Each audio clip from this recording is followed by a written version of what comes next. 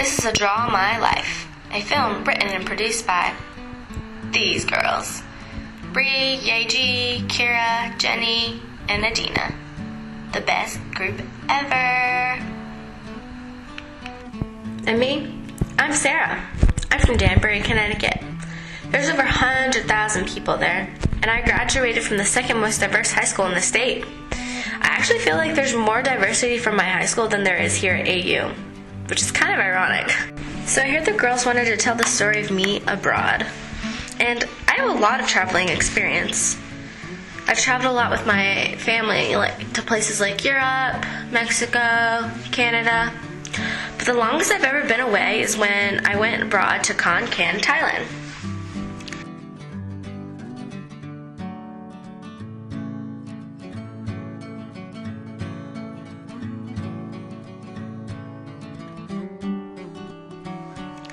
Within my program, there was about 40 of us, and we were the only Americans there. There weren't many foreigners either, so we got a lot of attention. Before I left, I took cross-cultural communications as a freshman, and so I learned a lot about culture shock. Because of that, I knew what to expect, and I was able to recognize it a lot sooner and make it more of a positive experience instead of allowing it to weigh me down.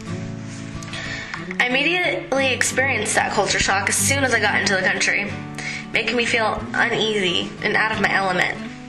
For example, when I was trying to catch a cab at the airport, I couldn't communicate at all. So difficult, I couldn't tell them where I wanted to go or how much I needed to pay. The currency was so confusing. Just the overall experience of trying to communicate with the taxi driver was horrifying. There was just a lot of little things every day, like taking off your shoes when you go into the house or any room, not wearing any clothes that showed my shoulders or anything above my knee was too scandalous. A lot of times I felt like a fish out of water too. My first homestay, where I stayed with a family in a railroad slum, the conditions were hard for anyone to live in, and coming into their home with very little tie, unable to help or communicate in that environment, really difficult for me. But while I was there, a friend of mine gave me some good advice. I needed to take those feelings, recognize them, and then just run with it. Because then, after the first 2 weeks, it got so much easier.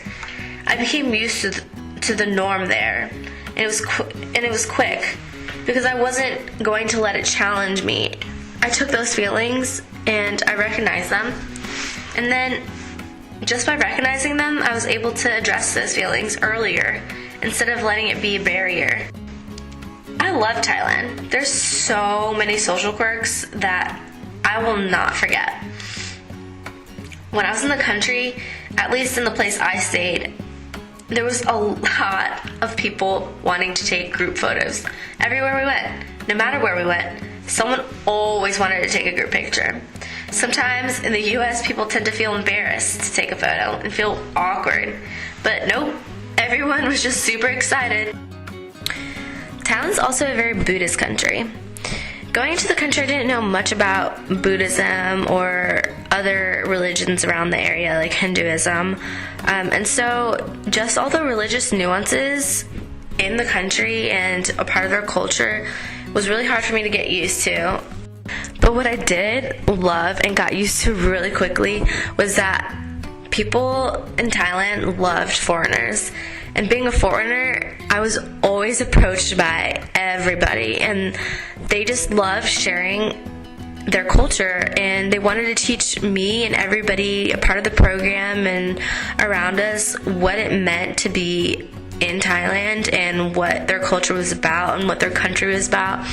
And they showed us many places to go, like taking us on hiking trails that led to beautiful waterfalls or places to eat or hang out. Not to mention, they really love reggae music. Like, really love reggae music. And they had a bunch of reggae cafes. And just anywhere you could go, there was live music playing, which was really enjoyable. What I didn't understand or necessarily like about the country is their emphasis and importance on social hierarchy. Because they treated people like me from the West better than they would treat people of their own country who are poor or less fortunate. And although I didn't really understand it or like it, I was able to recognize that it was just their country and their culture and their values. While I was there, I really, really, really miss peanut butter, or any American food in general. It was really hard to find regular vegetables to make a simple salad, and sometimes I just wanted a salad, or a lot of times I really just wanted a peanut butter sandwich. So I miss that a lot. But what I did like was we always had community-style meals, which was really fun to experience that. Everyone would eat with their own hands, and they would pull off the middle and would just grab with their hands whatever they wanted to eat and put it on their plate, which was it was interesting. Sometimes when I tried to order food and I couldn't rely on the pointing, I would say things in a sentence that was constructed wrong. Although I knew what I was saying, it was just the way I said it made it a different sentence. And instead of getting what I ordered, such as 1 plate of pad thai, I would get something entirely different, like 5 huge servings of pad thai instead of my 1 single serving, and that happened a lot. One really cool thing that I'll never forget is when a few of my friends and I went to this music festival, and we were selected to be a part of the entertainment. And what they had us do is we were going to do some jumping rope. And when we started to jump rope, they lit the ropes on fire. And so they had me and a few of my friends jumping rope with fire, and it was absolutely crazy. And then they had us projected on this huge big screens, and they put it in a music video, and I was basically temporarily famous at the music festival, which is really cool. And my friends and I had so much fun, and it was really scary, but it was fun. Now, coming home, I was pretty sad. It felt really short, 8 months, but I was also really excited because I miss my family and my friends at home and American. And so right after re-entry, I guess you would call it, I didn't really notice much because I was so busy from the start. But after a while, I got really sad, and I missed my friends and the memories in Thailand, and I just wished I could hop on a plane and go visit anytime, but I couldn't, which is sad. And after being sad for a while, I was starting to get reacclimated to the U.S. and specifically life at American, and now I just can't wait to go study abroad again or visit my friends in Thailand again.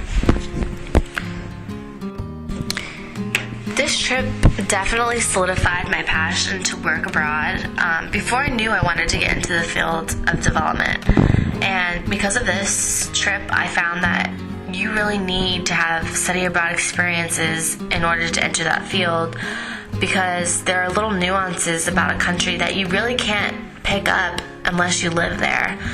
And knowing how to cope with things like culture shock, and learning how to integrate yourself into a community, into a culture, you need to learn how to do that, and that's only going to come with experience. It also taught me to question everything, especially Western discourses. Everything taught here in the U.S. is taught through a Western lens, and with that, you wouldn't necessarily benefit from it. And it didn't really teach me much of anything that would be applicable to living and learning about a new country, because everything you learn is not the same as you would learn if you were actually to experience it.